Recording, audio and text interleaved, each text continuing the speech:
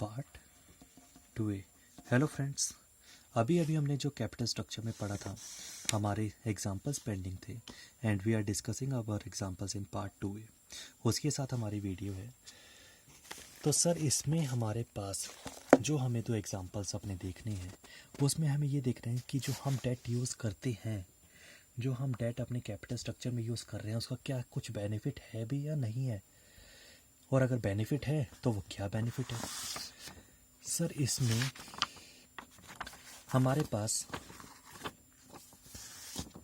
Example में हमें बोला गया कि जो हमारी फंड्स जो हमने टोटल इन्वेस्ट किए अपने बिजनेस में, जो हमने पूरी कैपिटल लगाई, वो टोटल है हमारे 30 लैक्स, और इंटरेस्ट रेट क्या है हमारा 10%। किस पे इंटरेस्ट रेट, कि अगर हम इसमें कोई डिबेंचर्स डालते हैं तो उस पर हमें कितने परसेंट ब्याज देना है, 10% का ब्याज देना है 1 साल में। टैक्स रेट कितना है हमारा 30%। जो हम प्रॉफिट कमाएंगे उस पर हमें गवर्नमेंट को कितना ब्याज देना है, दैट इज़ द 30%। EBIT कितनी है 4 लैक्स। अभी हमारे पास क्या क्या है, हमारे पास हमें कितने फंड्स हमें यूज़ करने हैं, इंटरेस्ट रेट क्या है, टैक्स रेट क्या है, 4 लैख क्या है। इन्होंने इस एग्जाम्पल को 3 पार्ट्स में डिवाइड कर दिया। पहले में हमने कोई सिचुएशन 1 डेट नील, हमने पहले एग्जाम्पल में हमने पहली सिचुएशन में कोई डेट यूज़ नहीं किया। सेकंड में हमने 10 लाख रुपए किया। थर्ड में हमने 20 लाख रुपए किया। सर हमने इसमें देखा कि हमारा EBIT कितना है। जो हमारा EBIT है वो हमारा 4 लाख है। एग्जाम्पल में हमें EBIT दिया हुआ है 4 लाख रुपए। इन्वेस्टमेंट कितनी है, हमें कितना इन्वेस्ट करना है, ये पैसा कमाने के लिए हमें अपने बिजनेस में 30 लाख रुपए इन्वेस्ट करना है। सर अगर हम रिटर्न ऑन इन्वेस्टमेंट निकालें कि 4 लाख को कमाने के लिए मुझे 30 लाख रुपए इन्वेस्ट करने हैं, तो सर रिटर्न ऑन इन्वेस्टमेंट मेरी अगर मैं परसेंटेज में देखूं, 4 lakh upon 30 lakh, this will come around two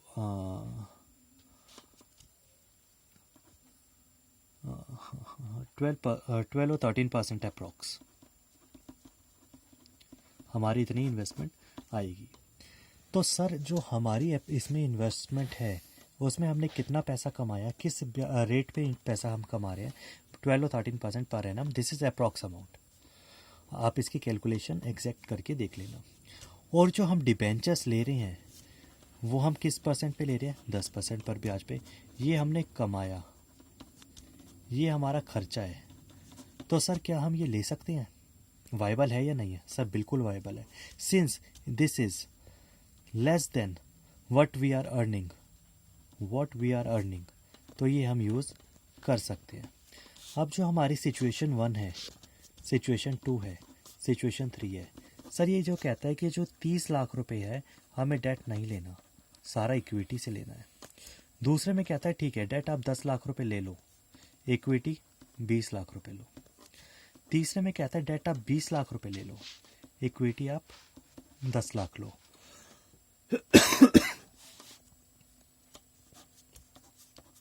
EBIT मतलब earning before interest and taxes, जो हमने पैसा अर्न किया सारे खर्चों के बाद, लेकिन इंटरेस्ट को पे करने से पहले और टैक्स को पे करने से पहले। EBIT क्या होता है,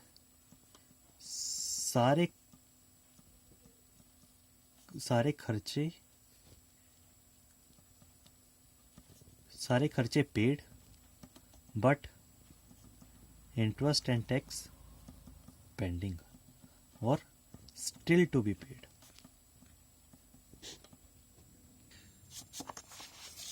तो सर इसमें हमारे पास EBIT 4 लाख रुपए, तीनों में 4 लाख रुपए।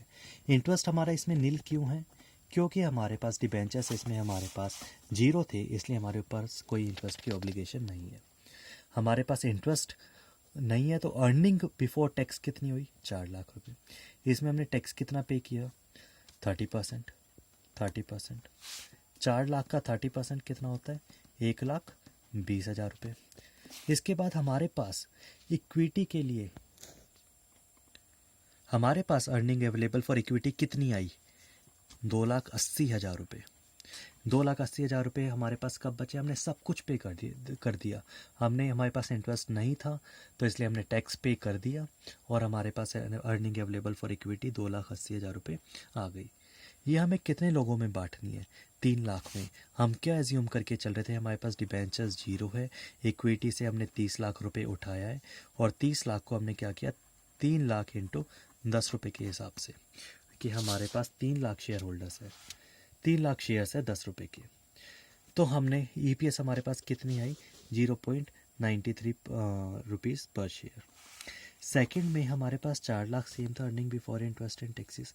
सर हमने 10 लाख रुपए, 10 लाख रुपीज़ कहाँ से लिए थे, डिबेंचर से लिए थे, और उन पे ब्याज हमें कितना पे करना था, 10% का ब्याज पे करना था।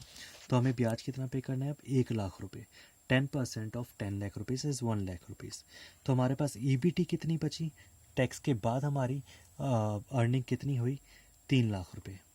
हमें इस पे टैक्स कितना पे करना है, 30%। 30% comes to 90,000 and after deducting the tax expense from the earning before tax we get the earning after tax and that is the 2,10,000 rupees. 2,10,000 rupees को हमें कितने शेयर्स में डिवाइड करना है, 2 लाख शेयर्स में। तो सर हमारे पास ईपीएस कितना आया, 1.05 per share. We divided 2,10,000 by 2 lakh rupees and we got the amount 1.05.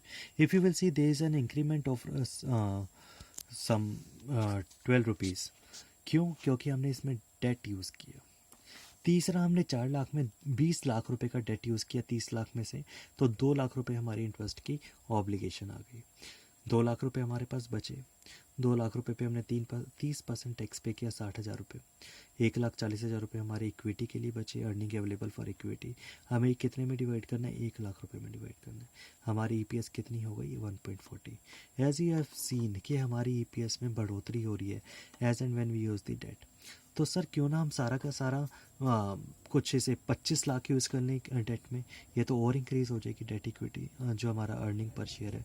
अगर हम अपनी डेट इक्विटी रेशियो बढ़ाते रहें तो हमारा अर्निंग पर शेयर इंक्रीज़ होता रहेगा। सर अभी हमने देखा था, ये हमारा फाइनेंशियल रिस्क होता है। जितना ज़्यादा हम डेट में यूज़ करेंगे या बोरोड फंड से पैसा लेंगे, हमारा फाइनेंशियल रिस्क बढ़ता जाता है।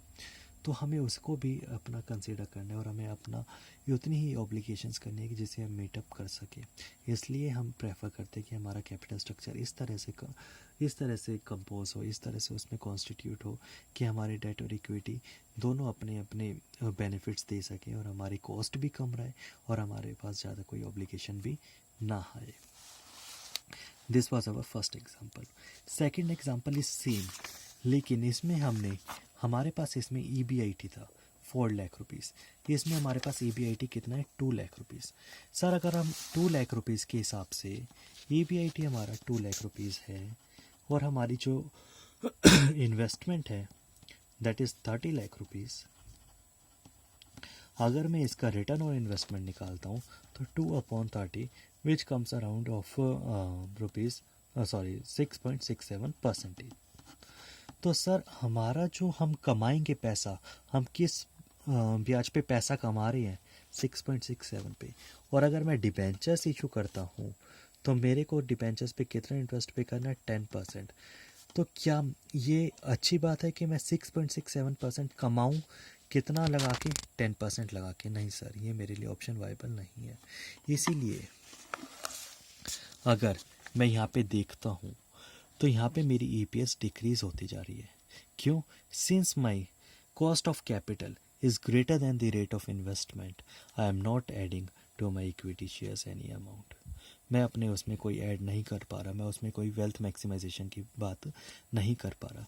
ये सब मेरा अमाउंट डिक्रीज़ होता जाएगा। क्यों? क्योंकि जो मेरी कॉस्ट ऑफ कैपिटल वो इंक्रीज़ हो गई। जितना मैं कमा रहा हूँ उससे ज़्यादा तो मैं अपना ब्याज पे कर रहा हूँ या उससे ज़्यादा तो मैं अपनी कॉस्ट इंकर कर रहा हूँ। ये हमारी इसमें प्रॉब्लम हुई and that's why the EPS is going down in example as we increasing the debt in our example. First में नील था, सेकंड में 10 लाख, थर्ड में 20 लाख। आई होप कि आपको ये एग्जाम्पल्स कवर जो हमने करें आपको समझ में आए। लेकिन अगर फिर भी आपको कोई दिक्कत होती है तो you can contact me 9999047550। Thank you so much. अगर आपको कोई मेरे को मेल करनी है तो you can use the 1992 mayankj@gmail.com. If you find it helpful, then please like the video, subscribe it, share it with your friends. अगर आपके पास कोई suggestions हैं तो they are the most welcome. Please आप उन्हें दीजिए. Thank you so much.